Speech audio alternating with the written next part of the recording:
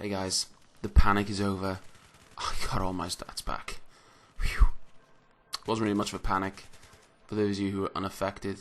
Basically, after the 5-hour maintenance they did, quite a few people lost all their Battlefield stats and were back to rank 0, myself included. It was a little worrying, but it all got sorted fairly sharpishly. These happenings kind of gave me an idea of what it'd be like to just hop back into a server, almost as though it was back at the start again. So I jumped on a server, and of course I had no squad perks, or perks at all for that matter, no weapon attachments, no weapon sights. I didn't even have a defib kit on my assault class. It was all completely back to scratch. I also couldn't use the M16A3 because I was playing on the Russian team, and of course the M16A3 is an American assault rifle, and you have to unlock the Russian acquired version, which I didn't have. But the gameplay was pretty solid, so I thought I would upload it. Unfortunately, the downside of having no stats is if you were doing well, and I was, people tend to check your profile. Of course someone did, they saw my stats was 0, they thought I was cheating, so they banned me. There you go, these things happen. Now for those people in the know, they'll be familiar with the term E3, or Electronics Entertainment Expo. It's a trade show for video games and video game related products, and it's just around the corner in less than 2 weeks.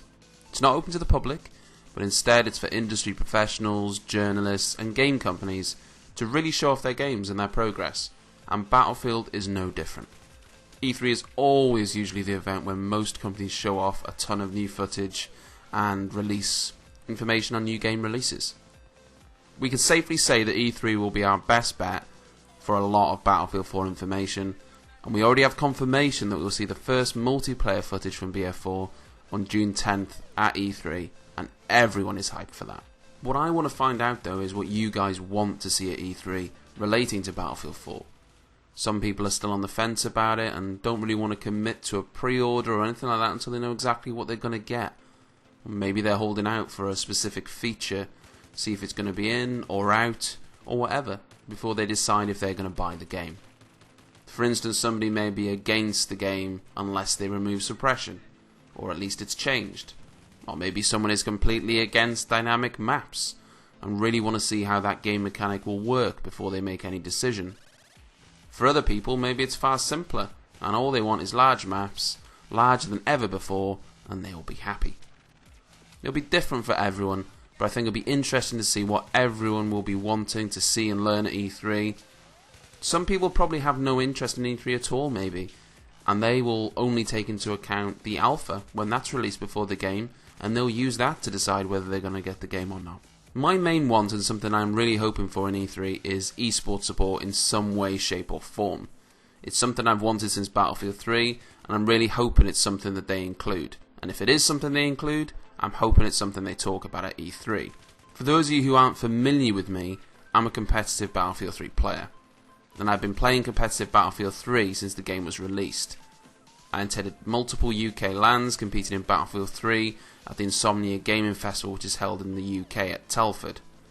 My team finished 3rd and 2nd place in successive LANs, but the game was cut short and removed from the further LANs because it was impossible to cast the game.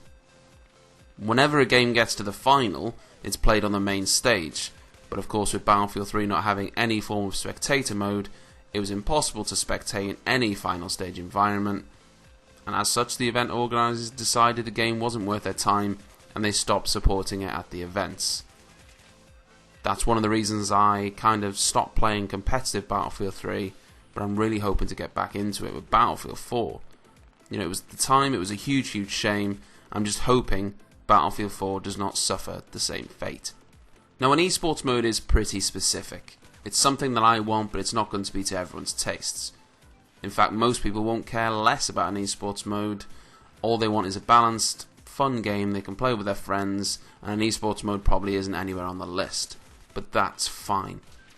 What makes Battlefield 3 great is because it caters to all sorts of different players and people, and gives everyone a different experience, and that's what we want to keep.